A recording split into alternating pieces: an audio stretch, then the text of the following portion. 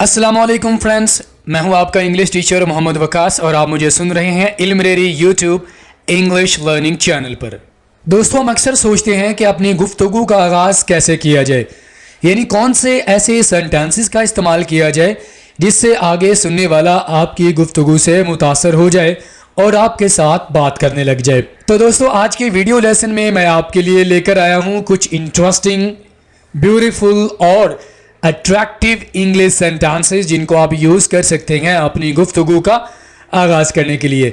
यकीन करें दोस्तों, अगर आप इन फ़िक्रात से अपनी गुफ्तगू का आगाज़ करेंगे तो आपकी इंग्लिश अच्छी लगेगी और आगे सुनने वाला भी आपकी इंग्लिश से काफ़ी ज़्यादा मुतासर हो जाएगा। इस सबक के नोट्स आप वीडियो के नीचे दिए गए लिंक के ज़रिए बआसानी डाउनलोड कर सकते हैं।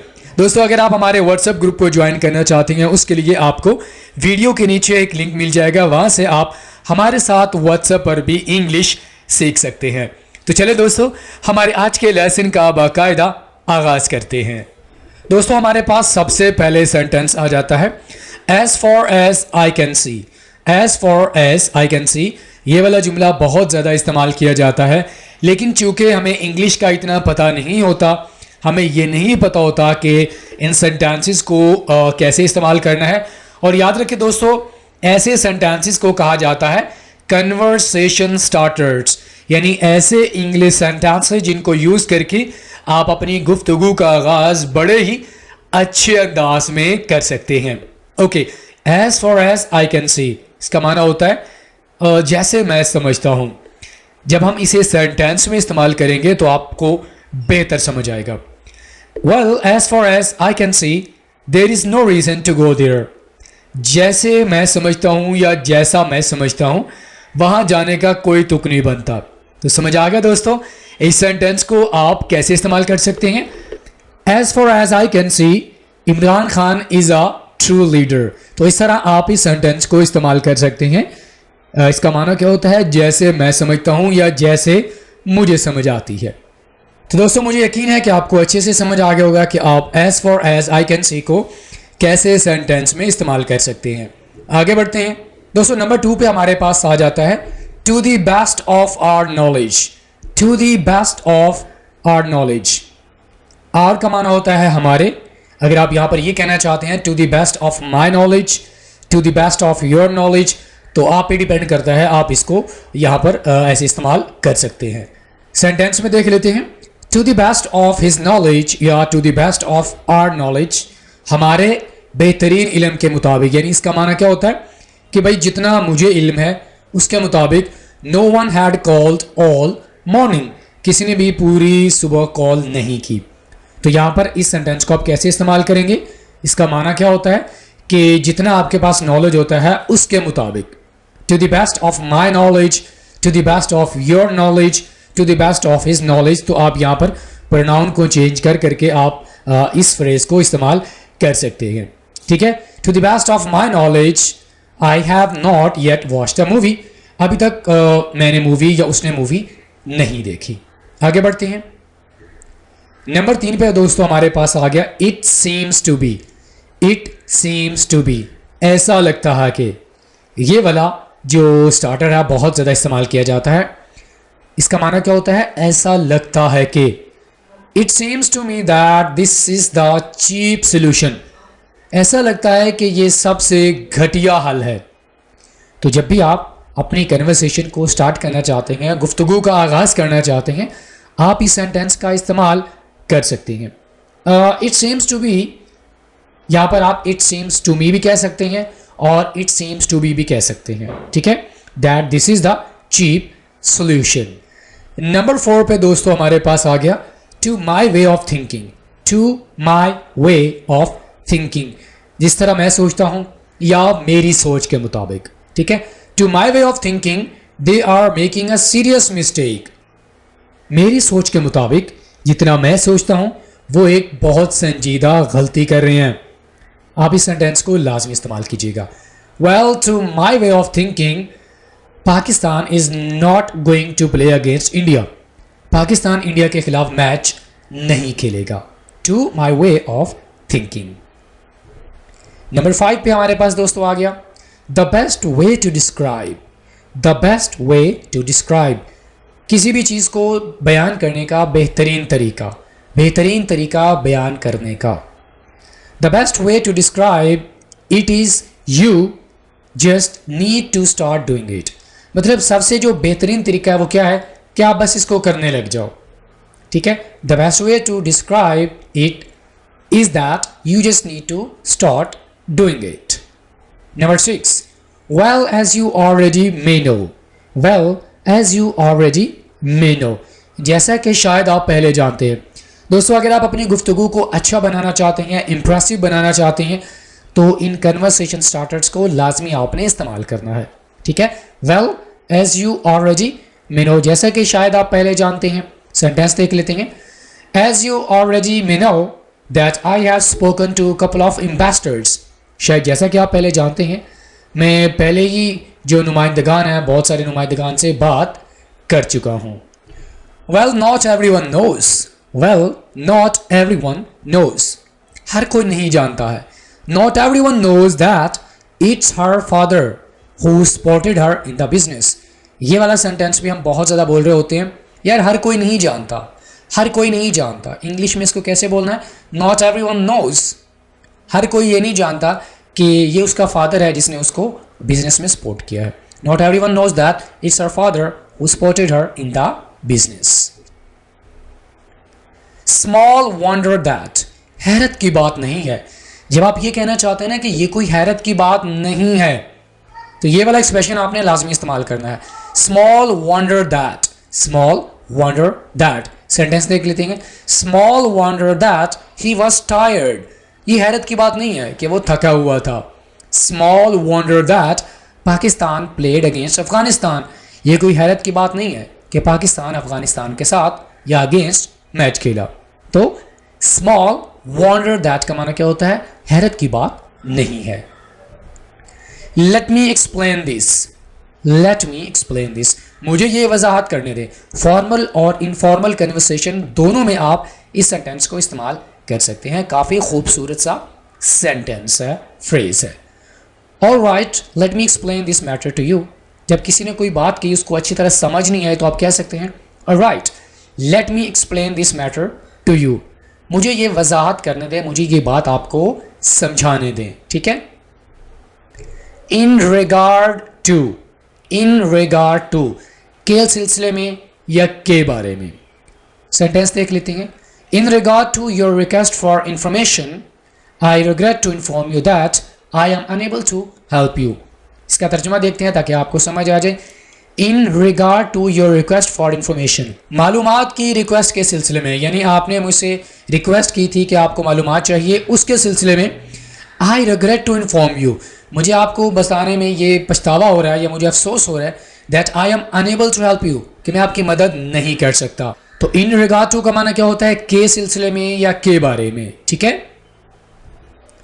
Well to be honest with you, ये वाला एक्सप्रेशन भी बहुत ज़्यादा इस्तेमाल किया जाता है।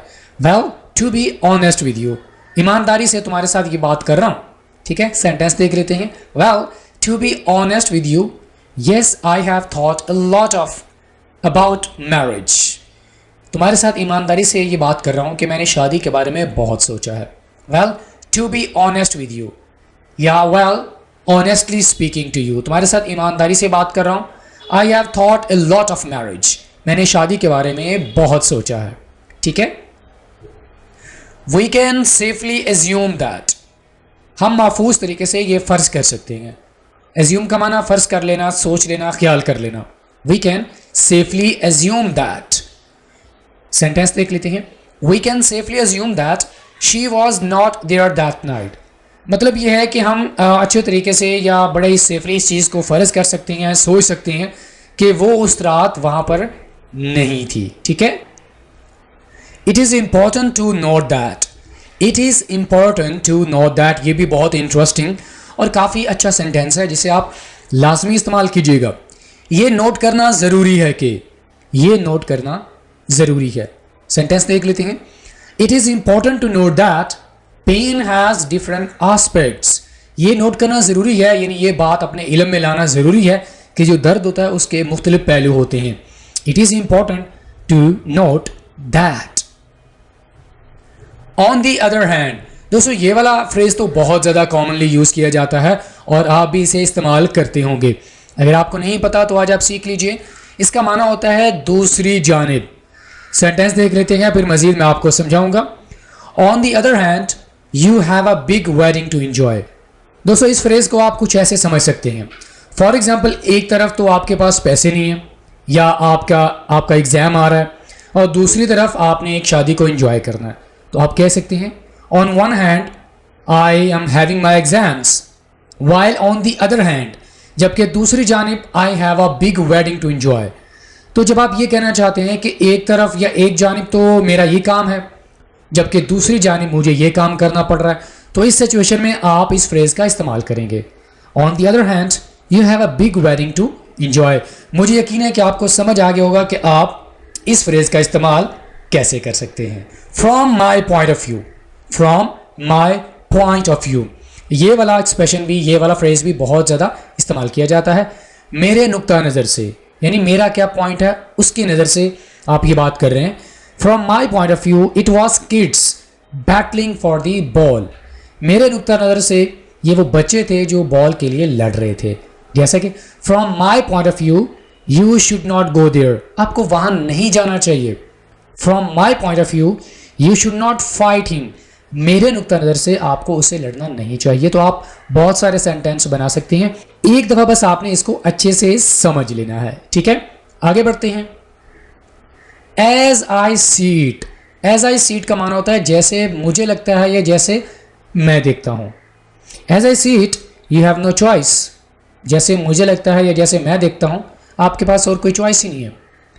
As I see it you have no money, जैसे मुझे लगता है तुम्हारे पास पैसे नहीं है। तो इस सेंटेंस को आप या इस फ्रेज़ को आप इस तरह सेंटेंस में इस्तेमाल कर सकते हैं अपनी कन्वर्सेशन को स्टार्ट करने के लिए। पर्सनली आई बिलीव, ये वाला फ्रेज़ भी बहुत ज़्यादा इंग्लिश कन्वर्सेशन में इस्तेमाल किया जाता है। इसका माना क्या होता है? पर्सनली आई बिलीव, ज़ाती तौर पर मैं यकीन करता हूँ या मुझे यकीन है। इस्तेमाल कैसे करेंगे? Personally I believe that our prevention activities have worked. तो ज़ाती तौर पर मुझे ये यकीन है कि जो भी हमने एहतियाती तदबीर अपनाई हैं उन्होंने हमारे लिए काम किया है। या personally I believe that our parents are going to allow us for the picnic party, picnic party के लिए हमारे जो पेरेंट्स हैं वो हमें अलाउ कर देंगे। तो जब आप ये कहना चाहते हैं ज़ाती तौर पर मुझे ये यकीन है या मैं यकीन करता हूँ, आपने इस फ्रेज़ का इस्तेमाल करना है, personally I believe. Okay, so far as, so far as, अभी तक। So far as I am aware, जहाँ तक या अभी तक मुझे पता है, no proper investigation has ever been carried out into the subject. मामले को हल करने के लिए कोई प्रॉपर सही तरह से तफ्तीश नहीं की गई। सिंपल सा सेंटेंस देख लेते हैं। So far as I know, यानी जितना मुझे पता है, higher education system has not improved, हमारा जो तालीमी सिस्टम है वो अभी तक इम्प्रूव नहीं हुआ। या so far as I am aware Pakistan has not won against India, Pakistan India के खिलाफ अभी तक नहीं जीता। तो इस तरह आप बहुत सारे एग्जाम्पल्स खुद से बना सकते हैं। ठीक है, as a matter of fact, ये एक और इंटरेस्टिंग, खूबसूरत और अट्रैक्टिव इंग्लिश फ्रेज़ है जिसे आप इस्तेमाल कर सकते हैं अपनी गुफ्तगू का आगाज़ करने के लिए। As a matter of fact का माना होता है हकीकत ये है कि, as a matter of fact, as a matter of fact the newly married couple has applied for a divorce only 6 days after a marriage. हकीकत की बात यह है कि जिनकी अभी अभी शादी हुई थी उन्होंने 6 दिन के बाद डाइवोर्स के लिए अप्लाई कर दिया। Well, as a matter of fact Pakistan is in a great crisis, Pakistan बहुत बुरे हालात में है, बहरान में है। As a matter of fact, ठीक है, इस तरह आप इसको इस्तेमाल कर सकते हैं। Sorry but I am afraid, sorry but I am afraid, माफ़ कीजिए लेकिन मुझे अफसोस है। Sorry but I am afraid that I can't accept this job, माफ़ करना मुझे अफसोस है। अगर आप कोई काम नहीं कर सकते, आप कोई चीज़ नहीं दे सकते, तो आप कह सकते हैं well I am afraid I have no money. कोई आपसे पैसे मांगे तो आप क्या कहते हैं? Well I am afraid I have no money, मेरे पास पैसे नहीं है। Sorry but I am afraid I can't accept this job, मैं इस नौकरी को कबूल नहीं कर सकता। ठीक है, long time no see you, काफ़ी अरसे से तुम्हें देखा नहीं है। Long time no see you, जब आपने किसी को काफ़ी अरसे से नहीं देखा होगा तो आप इस फ्रेज का इस्तेमाल करेंगे, जैसे कि है Yasin long time no see you. Long time no see you काफ़ी मीनिंगफुल सा फ्रेज है। Is this your first time here, is this your first time here, क्या आप यहाँ पहली दफ़ा आए हैं। कोई भी स्ट्रेंजर होगा जो आपके गांव में आया हो, आपके शहर में आया हो, उससे आप बातचीत करना चाहते हैं तो आप उससे पूछेंगे is this your first time here. जैसे कि I have never seen you before, I have never seen you before, मैंने आपको पहले कभी नहीं देखा। Is this your first time here, क्या आप यहाँ पहली दफ़ा आए हो। Hey do you have a minute, किसी के साथ आप बातचीत शुरू करना चाहते हैं तो आप कैसे करेंगे, ऐसे hey do you have a minute, hello क्या आपके पास एक मिनट है। I have never seen you before, ये वाला सेंटेंस हमारे पास रिपीट हो गया, लेकिन सिंपली आप कह सकते हैं hey do you have a minute, I want to talk to you, क्या आपके पास एक मिनट है, मैं आपसे बात करना चाहता हूं। Have you heard the news, have you heard the news about, क्या आपने उसके बारे में सुना है, क्या आपने उसके बारे में खबर सुनी है, इसे भी आप इस्तेमाल कर सकते हैं। जैसे कि have you heard the news about tornado, क्या आपने तूफान के बारे में खबर सुनी है। Have you heard the news about Imran Khan, क्या आपने इमरान खान के बारे में खबर सुनी है। तो इस तरह आप इस सेंटेंस को भी इस्तेमाल कर सकते हैं। दोस्तों लास्ट में हमारे पास आ जाता है can you repeat that please, जब आपको कोई बात समझ नहीं आती तो आप आगे वाले से दरख्वास्त करते हैं कि क्या आप इस बात को दोहरा सकते हैं। जैसे कि व्हाट डिड यू से, can you repeat that please, आपने क्या कहा, क्या आप इसको दोहरा सकते हैं। तो जब आपको कोई बात समझ नहीं आएगी आप इस सेंटेंस का, आप इस फ्रेज का इस्तेमाल कर सकते हैं, can you repeat that please. Alright friends, इसी के साथ ही आज का हमारा लेसन यहीं पे मुकम्मल होता है। दोस्तों अगर आप चाहते हैं कि आप अपनी कन्वर्सेशन को स्टार्ट करना, यानी अगर आप चाहते हैं कि आपकी इंग्लिश कन्वर्सेशन बहुत ज़्यादा अच्छी हो जाए तो उसके लिए आपने अपनी जो स्टार्टिंग है उसको इफेक्टिव बनाना होगा। तो आपने इफेक्टिव कैसे बनाना है, आपको मैंने 25 इंग्लिश फ्रेजेस जो कि काफ़ी ज़्यादा इंटरेस्टिंग है, अगर आप इनको इस्तेमाल करेंगे तो आप अपनी कन्वर्सेशन को इफेक्टिव बना सकेंगे। वीडियो लेसन आपको अच्छा लगा हो तो लाइक करें, अगर आपने हमारे चैनल को सब्सक्राइब नहीं किया तो हमारे चैनल को लाजमी सब्सक्राइब करें। फ्रेंड्स आपसे मुलाकात होती है नेक्स्ट किसी और लेक्चर के साथ। टिल देन अल्लाह हाफिज़।